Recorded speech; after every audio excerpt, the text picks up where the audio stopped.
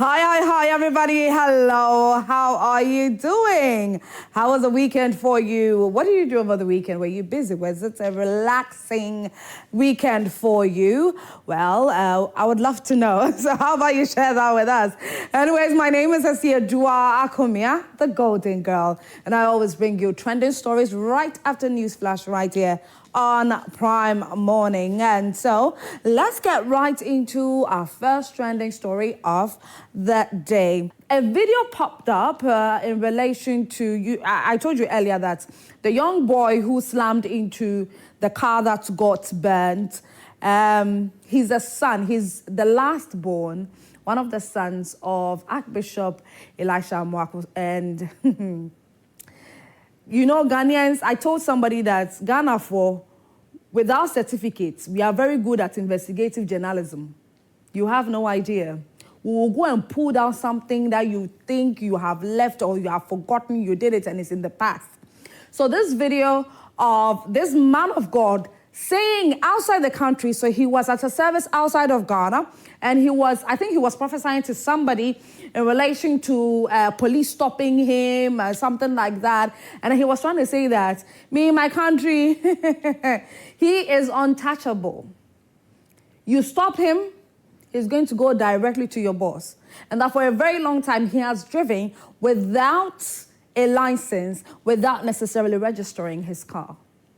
Very alarming, isn't it? Well, we'll have the video. Just take a listen to it. First license, I've been driving. Without car number plate, I'll be driving. Who born you by mistake to stop me? Because if you stop me, I'll call your boss. Without driver's license, I've been driving. Without car number plate, I'll be driving. Who born you by mistake to stop me? Because if you stop me, I'll call your boss. Without driver's license, I've been driving. Without car number plate, I'll be driving. Who born you by mistake to stop me? Because if you stop me, I'll call your boss. Without driver's license, I've been driving. Without car number plate, I'll be driving. Who born you by mistake to stop me? Because if you stop me, I'll call your boss. All right, and so I know that some of you are quite cringy about this particular video because looking at the fact that his son had done something like this. But this video didn't come after the accident, though. This is a video of him preaching days prior. And I told you, Ghanaians, we'll pull whatever we have to pull just to prove a point. And they did. And this video is trending and is causing a whole lot of frenzy on social media. And the question that I'm going to pose this question again, how is the judicial system, how is the law system going to treat this matter? Is it something that we are just, like Rosalind mentioned, that we are, before we realize, is going to be settled out of court into the Adebebe fear to settle it? Or what exactly is going to happen to the young boy and his guardians? What will happen? Anyways, during the very first trending story, I did say that we'll be speaking with the fire service personnel who was at the scene where the charred bodies or the victims who were charred beyond recognition at East Legon due to an accident. And that is ADO1 Alex King Nati, who is the Assistant Divisional Officer 1 Public Relations Department at the Ghana National Fire Service Headquarters. He's joined us via phone right now. Hi, good morning. Hi, good morning. Thank you for having me. Yes, thank you for being here. Thank you for your time. And since you were there, you were part of the fire service personnel of the accidents that happened at East Legon on Saturday. Can you please brief us on exactly what you saw? Okay, so good morning again to yourself and to your listeners, our viewers. So we received a call about the accident. Let me digress a bit. Okay. This goes to talk about the lack of fire stations in areas to protect people. Because when the accident happened at East Legon, we don't have a fire station at East Legon. Oh. So we had to fall on our station at Medina to move all the way from Medina to East Legon to fight the fire. Okay. Fortunately for us, because it was a Saturday, the traffic wasn't too bad, so we got there in good time. In less than 15 minutes, we got there. Okay. So upon arrival, we realized that the accident involved two vehicles, an Accra vehicle and a Jaguar. And so upon our initial investigations, we realized that the Accra was at a junction about to negotiate a turn. Right. When the Jaguar came with a very unreasonable speed, hitting the vehicle at the back, forcing it to cross over to hit a wooden electric pole. And our initial assessment is that the electric pole, the wire from the pole might have fallen on the vehicle, sparking a fire, thereby starting the fire that we saw. The fortunate thing was that the two people at the front, the driver and the passenger of that Accra, were rescued before we got there. But the unfortunate thing is that the two ladies at the back were not fortunate enough because due to the impact from the back of the Accra was mangled, thereby inhibiting their movement. And again, because it hit the building or the pole, it further inhibited their way to exit. So that's how come they were trapped, and we had their seatbelts on. And so unfortunately, they got burnt to death. Ooh. And so we had to be very tactful in even taking their body out because most of their body had melted onto the seats. And so we had to even cut the whole car into scraps to be able to get them out. And getting them out without further dismembering their bodies, because the bodies were very charred and it was a very gory scene. But fortunately, we did our best to retrieve the bodies and then handed them over to the police for further investigations. Assessment. Okay, all right. So the two bodies, because some reported that four persons had died from that accident, but you're saying two. So can you please confirm that properly for us? So it's just two. So there were four people in the vehicle. Okay. Two escaped and then two unfortunately lost their lives. So as it stands now, we have just two people dead. And then the two people from the Jaguar that caused the accident are also responding to treatment. Okay, So that was the question I was going to get to, because people were asking questions about the driver of the Jaguar, the white car, the white vehicle.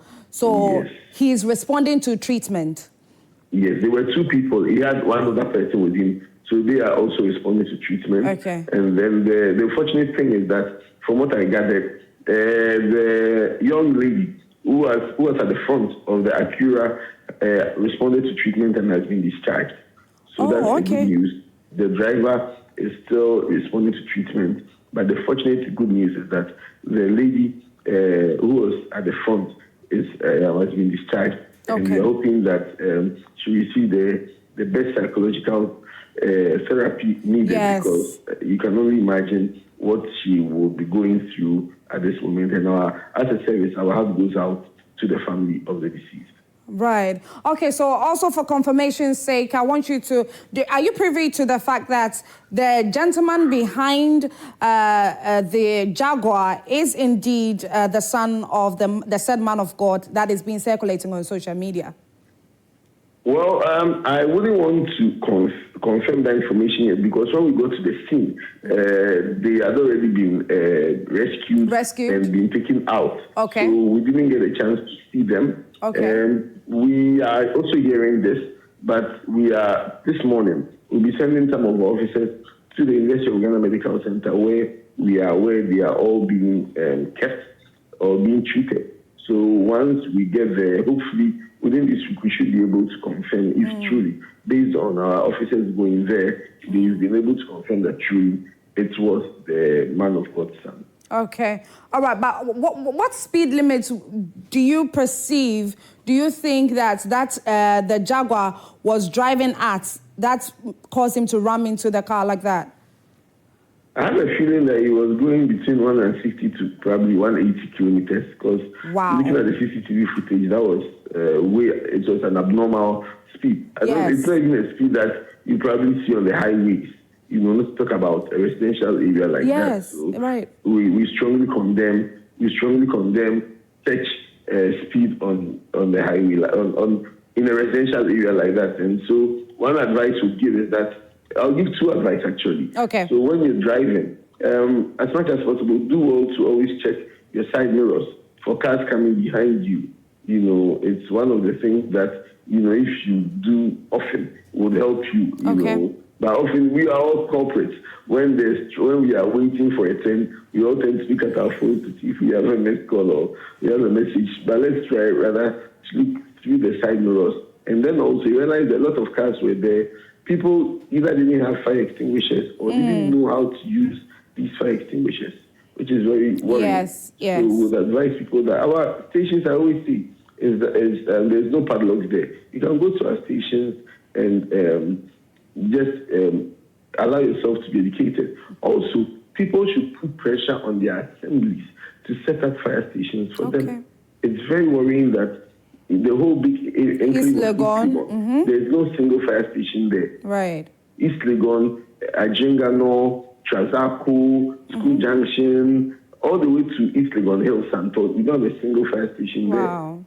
So even when over the weekend, Samira, Jackie Appiah's house our tender from Adenta had to move all the way from Adenta to Trazaco to respond to the fire. Wow. And then also when this accident happened, the plans had to move from Adina to the place. Maybe we probably, by the time we had got there, if we had a station there, we could probably have salvaged the situation. Yes. Or even if they had died, the bodies wouldn't have been as charred as we had seen, you know, when we got there. Right. Right. Okay. 801 Alex, thank you so much for your time this morning. Thank you for all the information you've given us. And thank you for the word of advice as well. Have a wonderful day. Have a wonderful day. Thank you so much. All right. All right. So we just spoke with 801 Alex King Nati, Assistant Divisional Officer 1, Public Relations Department at the Ghana National Fire Service headquarters. And like you rightly heard, if you're a driver, please make sure that you use your side mirrors very often, okay? Because majority of the times, you have to be on the lookout for what could possibly be coming from behind you. And our deepest and heartfelt condolences goes out to the family of the deceased, the two persons that unfortunately lost their lives on Saturday due to that accident. But any updates in relation to this story, we'll definitely bring it to you right here on Prime Morning. And so, my name is Esiedua Akumia. I also love to be called the Golden Girl. Well, I have one more story to give you, and that is in relation to the fact that you pay a ticket or e-tickets for VIP to go watch a football match. And when you get there, you are not being treated like the VIP that you're expecting to be treated. You have paid for that, but you're not being treated in that manner. Like, it's very heartbreaking and disheartening to see these number of persons. Can we please see the video pop up behind me? These number of persons pay VIP tickets to go watch a match at the Accra Sports Stadium, and they are being sandwiched and being sardined. Yeah, back home a sardine, you know, and sort of like refusing them entry. Take a look at the video. Someone you're ready for e-tickets and don't even dare. Obi a match ticket, VIP ticket, e-ticket. You're coming to Accra Stadium.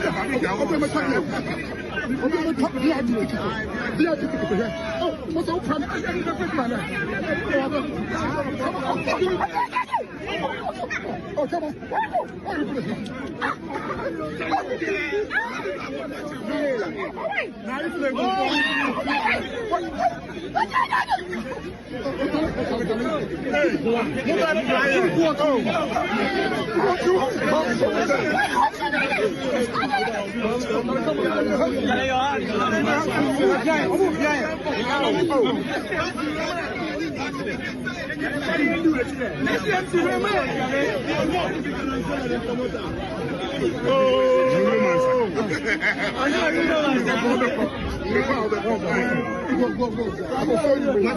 The harmony said me could do inside the crown. Now VIP when I am ma. Miss me contemu me quite a cross sana. Born a crown, ya baba chassis. I have to sit on the floor. So I shall be a tenor, a quine free will be before I got nasana. I want a tenor because I was forced to sit here because there was no place for me. Me have investigation and conform a tenor crowd, they didn't even buy VIP ticket. How? National Sports Authority. It's your moment, it's your VIP. Come when you are quite you go around. You know, in that video, the first part of the video, the lady that was almost muchino. Lady November always pushing the pop. But it's very heartbreaking that you pay for e-ticket VIP, and that's how you'll be treated. And then you even get in there, you don't get a proper seat. You get to sit on the floor. Anyway, so that's Kwame Obadi. They're giving us that update. That's a very interesting one. But sorry about that. So sorry for you. Maybe next time they will try to do better in relation to things like this. So it's good that we talk about things like this. From social media. Anyway, so that's it for the trending stories. Do we have some comments? Yeah. If we do.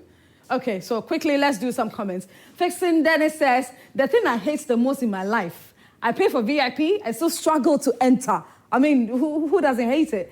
Big Freddy says, normal on a day in Ghana, the system always they twerk. But your man, they tear you. Okay. What else do we have? Fantasy says, Ghana match there. You're in ticket to. Kwame Chain says, next time, break the gate and be free. We did same in Kumasi. Oh, that's a wrong advice. I don't know best. I don't know. I am a person who rusty, scrappy, shaggy, sir. Okay. 23 odd says, all these stress, even if them they dash money self, I don't go do now to pay money on top of it.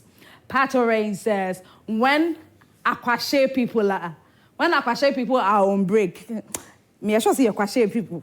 Me I should see Aquashe on move. Kwame Dinner says, honestly, they need to fix that. It's actually so annoying. Went through the same thing, Ghana versus Nigeria in Kumasi. A whole bugger like me fighting with a crowd to get in after I bought my tickets, SMH. You will think you're a king until you get to certain places here in Ghana. Larry says the guy behind the lady is having a time of his life, and that's exactly what I was talking about. Like, that lady suffered most. Amongst all the people over there, she's the one who really suffered. Oh, the one on one. You ready? Anyways, okay, so